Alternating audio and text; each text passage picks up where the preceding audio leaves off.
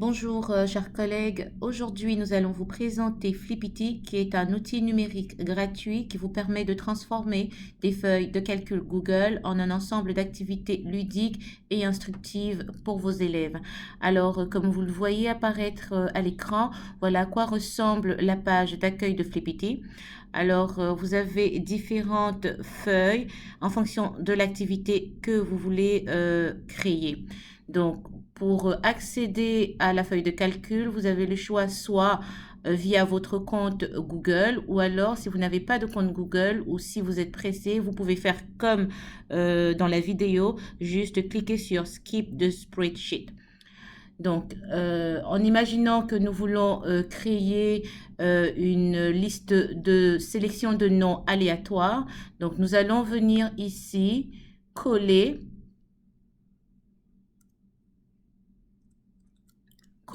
notre liste d'élèves et ensuite il y a juste à cliquer là, ça génère la roue automatiquement et vous cliquez dessus jusqu'à ce que un nom soit sélectionné. Parfait. Très bien. Alors maintenant, nous allons essayer d'explorer plus en profondeur Flippity sur la base de 5 critères d'évaluation. L'accessibilité. Est-ce que l'outil est disponible au public? La polyvalence. Est-ce qu'il offre un contenu diversifié? La flexibilité. Est-ce que l'utilisateur a la liberté de créer du contenu? La collaboration. Est-ce que l'outil permet le travail en équipe?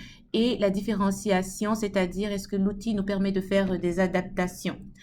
Alors, les points forts de Flippity vont être l'accessibilité, la flexibilité, la polyvalence, la collaboration ainsi que la différenciation, dans le sens où c'est un outil simple qui est gratuit, comme on l'a dit. Il facilite le travail collaboratif. Donc, les enfants ont vraiment plaisir à créer des activités et on peut l'afficher sur le TBI. Les points faibles vont être au niveau de l'accessibilité, même s'il est gratuit, les modèles d'activité ne fonctionnent pas toujours et on est limité dans le nombre d'entrées qu'on est capable de faire.